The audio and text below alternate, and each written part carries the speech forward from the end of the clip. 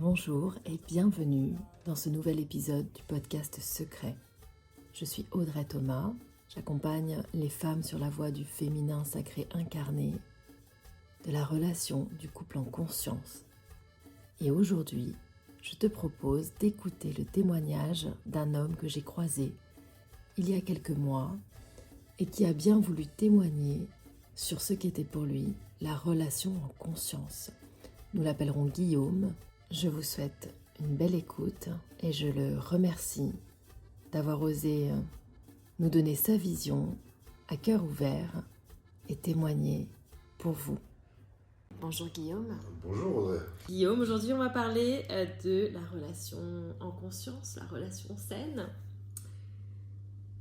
J'aimerais avoir votre point de vue. Qu'est-ce que vous attendez d'une femme ?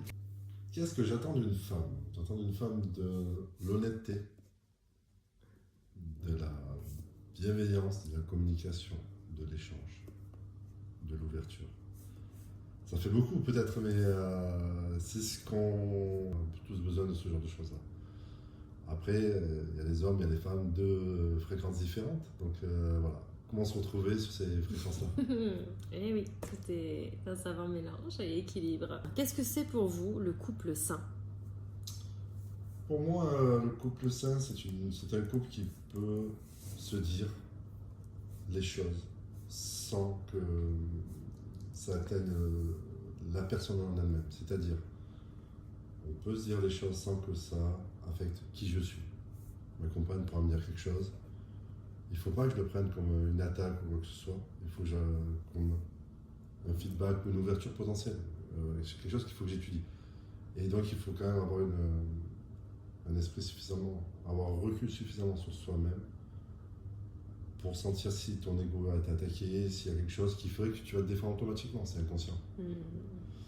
Et c'est là où voilà, le but du jeu, c'est que le message de ma compagne doit être fait de manière sincère, pour expliquer la situation, et que je ne le prenne pas pour moi-même. Et ça aussi, j'ai ma part de responsabilité là-dedans. Oui. Mais si ma compagne me dit, ouais, toi, déjà ça commencera mal. Évidemment. Je me sentirais plus attaqué. Bien sûr. Et je pense que c'est là le... Et c'est souvent que les guerres commencent comme ça. Ouais. Toi, tu me reproches ça, toi, tu... Ouais. Toi, Le si, tu, toi. le fameux tu. Le tu, oui. Exactement. Et c'est pas que fait pour danser. Non, on est d'accord.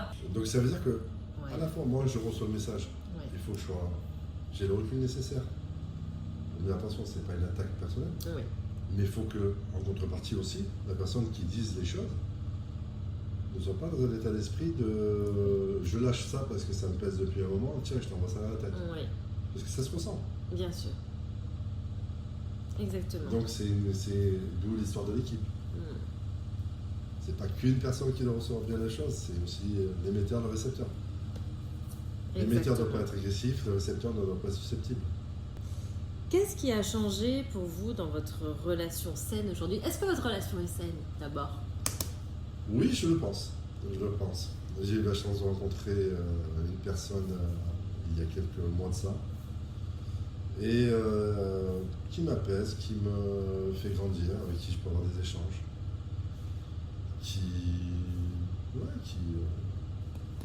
Qui est bien. Pour le Très moment. bien. Qu'est-ce que ça a changé pour vous, cette relation ? De grandir. Des choses que je n'avais pas avant, la bienveillance, apprendre à communiquer différemment, peut-être, avec mes enfants, déjà, à la base. Et ça permet de voir les choses un peu différemment. Je me permets de tutoyer, désolé. On va passer un cap Je m'en suis rendu compte à l'instant.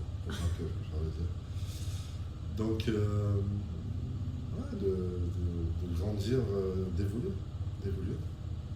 C'est ce qu'une personne importante ou dans une vie fait, en fait, pour ça. Pour l'autre personne, en fait. Sans savoir. En temps elle-même. Et après, ça, c'est réciproque, je pense. Qu'est-ce qui serait important ? Vers quoi est-ce que tu aimerais tendre pour continuer à faire évoluer cette relation ? Alors là, c'est une question difficile pour moi, parce que je ne suis pas, mis à part dans les projets personnels, une personne dans développer quelque chose humainement. Surtout quand on est deux. Donc j'attends, j'ai de l'espoir, j'ai envie que ça soit des bonnes choses, mais j'ai pas de... Je souhaiterais pour améliorer que... Non. Donc, je suis bien. Pas dans l'attente. Je suis pas dans l'attente. Je ne souhaite pas non plus me bloquer sur une idée de... Pour monter d'un gap dans notre relation, il faudrait qu'il y ait ça. Donc, pour toi, c'est important de ne pas avoir d'attente dans une relation? De prendre ce qu'il y a, de prendre ce que tu as, de t'en nourrir, mais de pas... Parce qu'après, à partir du moment où tu attends quelque chose, déjà de une, c'est une démarche personnelle. C'est un besoin personnel. Tu n'as pas échangé forcément avec l'autre personne. Moi, je peux te dire, ouais, j'attends d'elle qu'elle fasse ça ou qu'on fasse ça. C'est une projection. Mais j'ai pas discuté avec elle sur l'envie qu'elle aurait de faire ça. Donc si je le garde pour moi, c'est une projection personnelle qui est susceptible de potentiellement être déçue plus tard. Et la responsable de cet échec-là sera ma compagne alors qu'elle n'a rien demandé. Donc c'est pour ça que je n'attends rien. Après, au quotidien, on échange. Et c'est tous ces petits échanges qui font que ça m'amènera dans un truc que je n'ai pas imaginé, mais qui sera encore mieux. La relation grandit. Grandit, tout simplement. Ça nous amène sur l'importance de ne pas avoir d'attente dans le couple. C'est quand même beaucoup plus beau. Pour expliquer ta vision de la relation saine, ta vision du couple, donc là tu nous as parlé des valeurs, de ce qui était important pour toi. Si tu devais expliquer à ton meilleur ami, voilà ce que je vis aujourd'hui, pour moi je vis une relation saine. Comment tu lui expliquerais ça en une phrase? C'est quoi ta définition de cette relation saine? En une phrase, je dirais je peux rester moi-même actuellement. Que mes erreurs ne sont pas des sanctions, ne sont pas sanctionnées directement. Qu'elles me permettent de grandir et d'évoluer. J'apprends des choses, des façons de faire. Que 90%, parce que je suis à beaucoup, 90%, moments de bonheur, et que les moments où c'est plus compliqué dans un échange, on peut échanger et il n'y a pas de rancune, il n'y a pas de tout ça derrière. Non, on est sur quoi? Je suis sur un terrain d'honnêteté en fait. Ok. Donc en confiance. Et il faut être en confiance pour grandir. Et c'est une terre qui me permet d'être en confiance et qui m'apporte ce qu'il me faut pour continuer à grandir. Si je peux définir ma compagne actuelle comme une terre qui m'aide à grandir, qui m'apporte des éléments que je n'avais plus et que voilà. En me replantant en elle, elle m'apporte ce qu'il me faut pour grandir. Si je devais commencer par là, une relation saine pour moi, c'est cet espace dans lequel je peux grandir, par exemple. Déjà, il faut avoir son espace personnel. Qui ne soit pas prise par ton compagnon ou ta compagne qui ne bouffe pas ton espace en fait. Tu as ton espace, tu as le droit de vivre dans celui-ci. Je n'ai pas d'espace secret ou quoi que ce soit. Attention, genre de secret, mystérieux, tout ça, c'est pas ça l'histoire. C'est que dans tes réflexions, dans ton envie de dire les choses, dans beaucoup de choses, tu ne subis pas la pression de l'autre personne. Inconsciemment, insidieusement, je dis ok. Ah, mais tu peux sortir ce soir. Vas-y, tu peux. N'hésite pas. On sent très bien que voilà. Dans le non-verbal, c'est pas du tout le même discours. On sent très bien que voilà, il y a une certaine menace. Attention. Mais alors que c'est ton domaine, tu as envie d'aller danser avec tes copines, tu as envie de profiter. Ok. Après, moi, je fais confiance. Donc ça veut dire que la personne n'est même pas en confiance avec toi à ce moment-là. Elle n'est pas sur un terrain de confiance. On fait confiance. Après,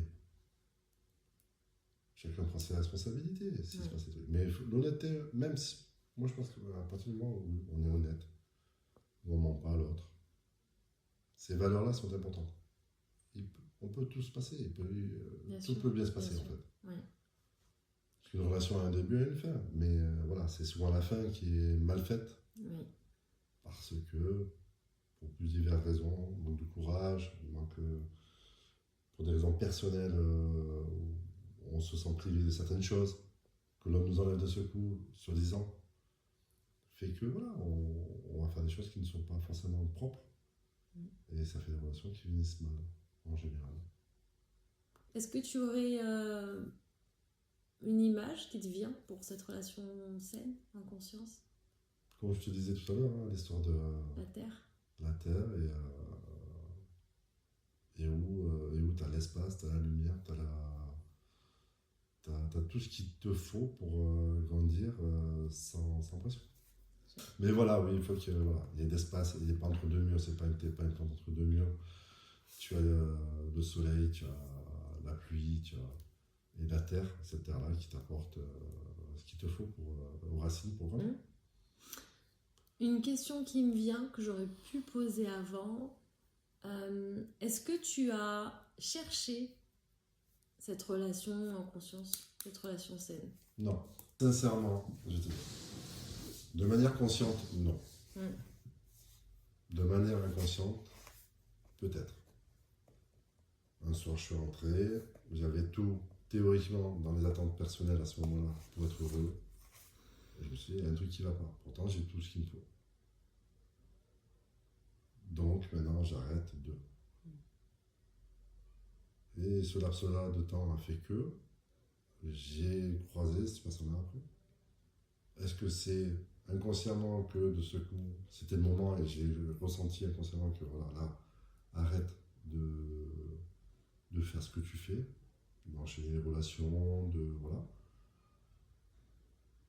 De chercher peut-être un truc inconsciemment. Et arrête-toi parce que tu vois, t'as tout ce qui. Sur le papier, t'as tout. T'as tout pour être bien, pour être heureux. T'as pas la pression, t'as tout ce qu'il faut. Mais pourquoi tu l'es pas?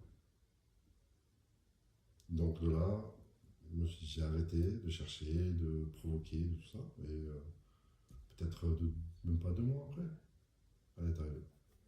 Alors, merci beaucoup. Merci à toi pour l'invitation.